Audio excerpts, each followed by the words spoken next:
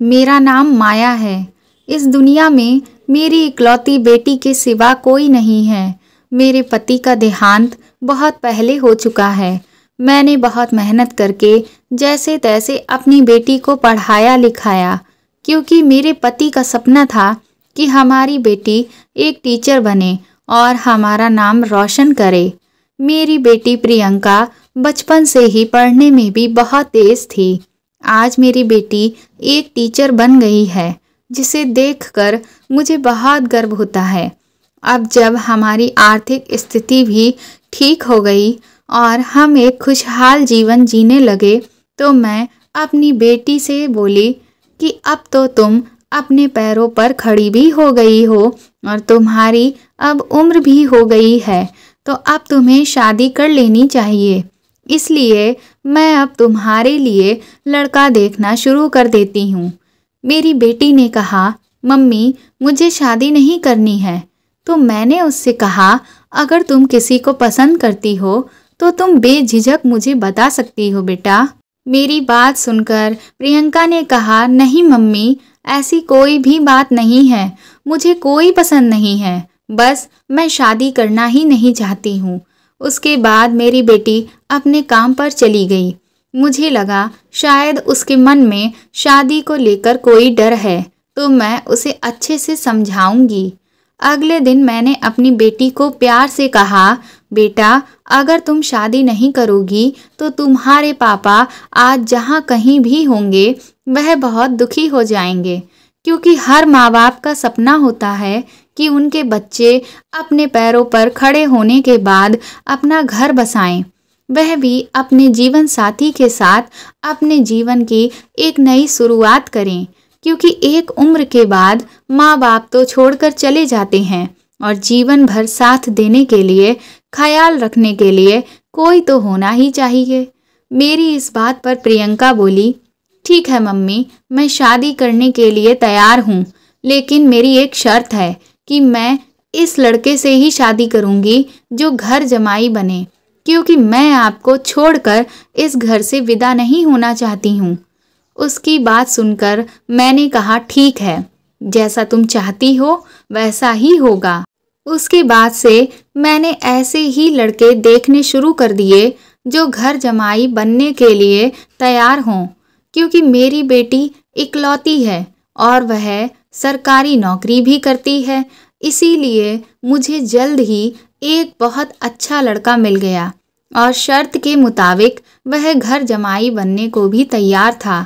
फिर क्या था, मैंने झटपट उसके घर वालों से बात कर शादी की तारीख फिक्स कर दी और देखते ही देखते शादी का दिन भी आ गया। मेरा घर रिश्तेदारों से भरा पड़ा था। अगर किसी की कमी थी तो सिर्फ मेरे पति की। मुझे अपने पति की अपनी बेटी की शादी वाले दिन बहुत याद आ रही थी। मैं यही सोच रही थी कि आज अगर वह जिंदा होते तो अपनी बिटिया को दुल्हन बनते हुए देख फूले नहीं समाते। खैर, मेरी बेटी की शादी अच्छे से हो गई और सभी कामकाज बहुत अच्छे से निपट गए। उसके बाद रात को मैंने अपनी बेटी और दामाद को उनके कमरे में भेज दिया। मैं ये सोचकर बहुत खुश हो रही थी कि आज मेरा सपना पूरा हो गया। खुशी के आंसू मेरी आंखें नम कर रहे थे। अभी मैं चैन की नींद सोने ही वाली थी कि अचानक बेटी दामाद के कमरे से चीखने की आवाज़ें आने लगीं। तभी उनके रूम का गेट खुलता है और मेरा दामाद चीखते हुए घर से बाहर भाग जाता है। मुझे तो समझ ही नहीं आया कि अचानक से ये सब क्या हुआ। सब रिश्तेदार तरह तरह की बातें बनाने लगे थे और गांव में अलग बदनामी हो रही थी। मुझे कुछ समझ नहीं आ रहा था, आखिर ये सब क्या हुआ, क्यों हुआ। बेटी से पूछा तो बोली कि मुझे कुछ याद नहीं, मुझे परेशान मत करिए। अगले दिन मैं दामाद के घर गई। मैंने अपने दामाद से पूछा, बेटा क्या बात है? तो उसने मुझसे कहा कि मुझे बेटा मत बुलाइए, आप जाकर अपनी बेटी से पूछिए, मुझे आपकी बेटी के साथ नहीं रहना है। मैंने बोला, आखिर हुआ क्या था, बताओ तो सही। मेरी बेटी में कोई कमी नहीं है और वो एक संस्कारी लड़की है, तो फिर क्या बात है? दामाद ने कहा, मुझे आपकी बेटी से तलाक चाहिए।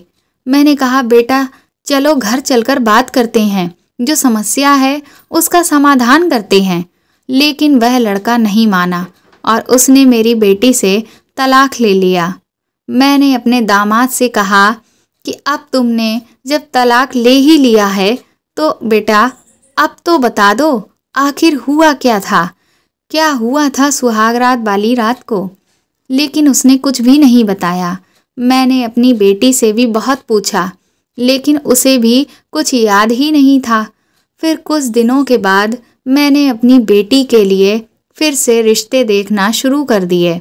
मेरी बेटी की एक बार पहले भी शादी हो चुकी है और उसकी सुहाग रात वाले दिन उसका पति कमरे से चीखता हुआ बाहर निकल गया था और फिर उसका तलाक हो गया। ये सारी बातें अब सभी को पता चल चुकी थीं, लेकिन इसके बावजूद भी मेरी बेटी से शादी करने के लिए एक बहुत ही अच्छे परिवार का लड़का राजी हो गया।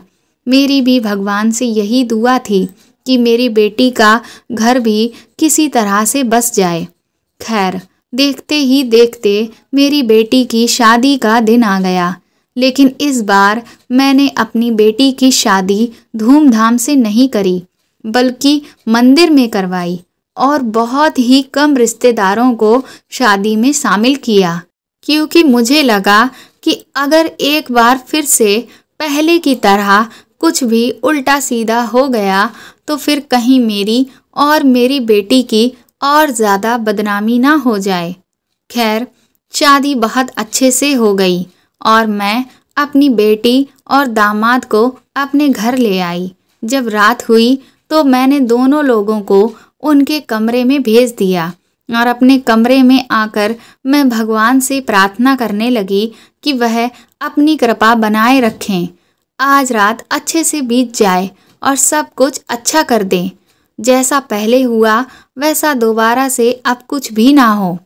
लेकिन कहीं ना कहीं मुझे बहुत चिंता सता रही थी, जिसकी वजह से मुझे नींद नहीं आ रही थी। इसलिए मैं चुपचाप अपने बिस्तर पर लेटी हुई थी। तभी अचानक एक बार फिर मेरी बेटी के कमरे से तेज तेज चीखने की आवाज़ सुनाई दी और कुछ ही पलों में मेरा दामाद कमरे से चीखता हुआ बाहर निकला और बाहर निकलकर वह सीधा घर से भागता हुआ चला गया। मैं भी तुरंत ही उसके पीछे गेट तक भाग कर गई, लेकिन तब तक मेरा दामाद घर से भाग चुका था। मुझे अब कुछ भी समझ नहीं आया कि आखिर यह सब हो क्या रहा है। मैं बाहर का दरवाज़ा बंद करके अपनी बेटी के कमरे के बाहर पहुंची। मेरी बेटी के कमरे की खिड़की थोड़ी सी खुली हुई थी। मैंने उसमें से अंदर झांक कर देखा तो मेरी बेटी बड़ी ही अजीब वेशभूषा बनाए हुए थी। उसके बाल बुरी तरह से बिखरे हुए थे और वह बहुत ही ज़्यादा गुस्से में अपनी आंखें लाल लाल किए हुए थी और वह भी ज़ोर ज़ोर से चीख रही थी। मैंने जब यह नज़ारा देखा तो अंदर तक कांप गई। मुझे अब यह तो समझ में आ गया कि मेरी बेटी से शादी करने वाला हर लड़का सुहाग रात वाले दिन चीखता हुआ भाग क्यों जाता है, लेकिन मेरी बेटी आखिर इस तरह की वेशभूषा क्यों बनाए हुए थी। इसकी वजह मुझे पता ही नहीं चल पा रही थी, क्योंकि इस बार भी मैंने जब उससे इस सब के बारे में पूछा तो उसने यही कहा कि उसे कुछ भी याद नहीं है। मुझे डर लगने लगा कि कहीं ये कोई भूत प्रेत का चक्कर तो नहीं। एक हफ्ते के बाद मैं अपने दामाद से मिलने उसके घर गई तो वह मेरे आगे हाथ जोड़ने लगा और बोला कि मुझे माफ़ कर दीजिए, लेकिन मैं आपकी बेटी के साथ नहीं रह सकता, इसलिए मैं उसे तलाक देना चाहता हूँ। मैंने अपने दामाद से कहा कि अंतिम निर्णय लेने से पहले एक बार मेरी बात सुन लो। फिर मैंने उसे एक डायरी दिखाते हुए कहा कि कुछ दिन पहले जब मैं अपनी बेटी का कमरा साफ कर रही थी तब मुझे उसके कमरे में टेबल के नीचे पड़ी हुई यह एक डायरी मिली। उस डायरी को देखकर मेरा दामाद भी अचंभित हो गया उस डायरी में मेरी बेटी के अतीत के बारे में लिखा हुआ था। उसमें लिखा था कि कुछ साल पहले मेरी बेटी की ज़िंदगी में एक लड़का आया था जिससे मेरी बेटी बहुत प्यार करती थी, लेकिन वह लड़का मेरी बेटी को धोखा देकर छोड़कर चला गया और उसके बाद से उसे लड़कों से नफरत हो गई। यही वजह थी कि वह किसी से भी शादी नहीं करना चाहती थी, लेकिन मैंने जैसे तैसे अपनी बेटी को शादी के लिए राजी तो कर लिया, पर वह अपने मन से शादी के लिए बिल्कुल भी तैयार नहीं थी। और इसीलिए हो सकता है कि सुहाग रात को जब भी उसका पति उसके पास जाता तो वह अपना दिमागी संतुलन खो बैठती हो और इस तरह की हरकत करती हो जिसके बारे में उसे खुद भी पता नहीं चलता था। मेरा दामाद एक बहुत अच्छा इंसान है। उसने मुझसे कहा, मम्मी जी आप बिल्कुल भी फिक्र मत कीजिए, हम दोनों मिलकर उसका बहुत अच्छे से इलाज कराएंगे। फिर अगले दिन सुबह मैं अपनी बेटी को एक बहुत अच्छे डॉक्टर के पास लेकर गई और डायरी में लिखी हुई सारी बातें उन्हें साफ साफ बता दी। कुछ महीनों की थेरेपी के बाद मेरी बेटी की दिमागी हालत बिल्कुल ठीक हो गई है और अब वह अपने पति से भी बहुत प्यार करती है और एक अच्छी जिंदगी जी रही है। ये सब देखकर अब मैं बहुत ही ज़्यादा खुश हूँ और आज मैं नानी भी बन चुकी हूँ। मेरी बेटी का एक प्यारा सा बेटा है। हमें कभी भी किसी के मन की अवस्था जाने बिना उसके जीवन के बड़े फैसले नहीं लेने चाहिए। तो दोस्तों, आपको ये कहानी कैसी लगी कमेंट करके ज़रूर बताएं और प्लीज़ इस कहानी को ज़्यादा से ज़्यादा शेयर और लाइक करें। और अगर आप चैनल पर नए हैं तो सब्सक्राइब करके बेल आइकन को ज़रूर दबा दें ताकि आगे भी आपको ऐसी ही अच्छी कहानियाँ मैं सुनाती रहूँ। Thank you.